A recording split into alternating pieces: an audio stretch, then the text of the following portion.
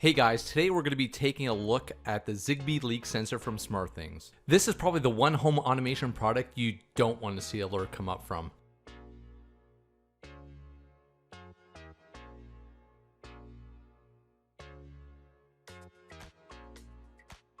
With a leak sensor, you'll have that extra peace of mind knowing that if something as small as a water drip happens, all the way to something as big as a bursted water pipe, that you'll be able to take action right away. When moisture is detected on the top or bottom contacts, you'll be able to set up alerts as well as create automations when moisture is detected, like turn on a light or turn off some outlets. Or if you invest in a water shutoff valve, you can even have it close off your main water valve to all the water sources in your house. The sensor is powered by One Cr2 battery and is recommended for indoor use only.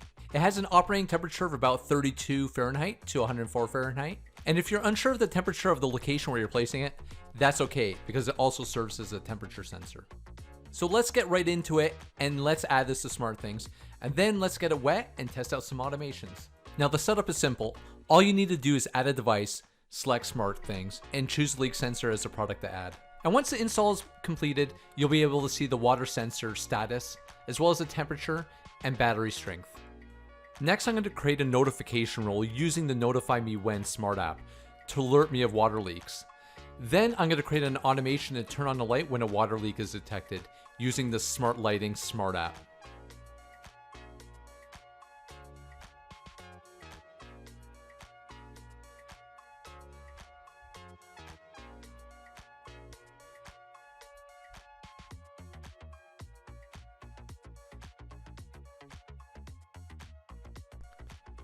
While you can use this sensor to create automations based on temperature settings, I'm going to focus this video on the leak detection only.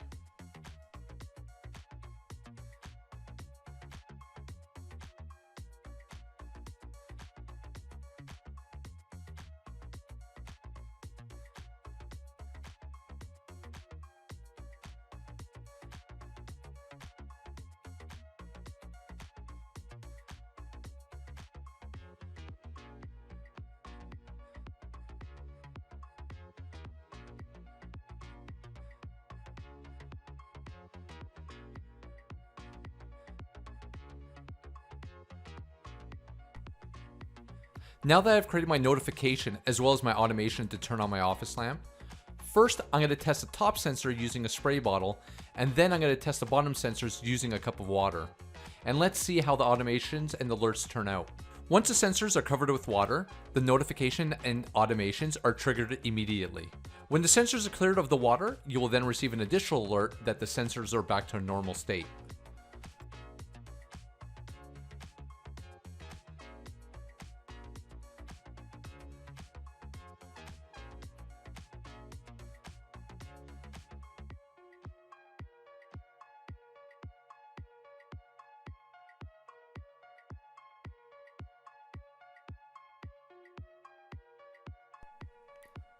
Alright, so this is where I'm going to end the video today.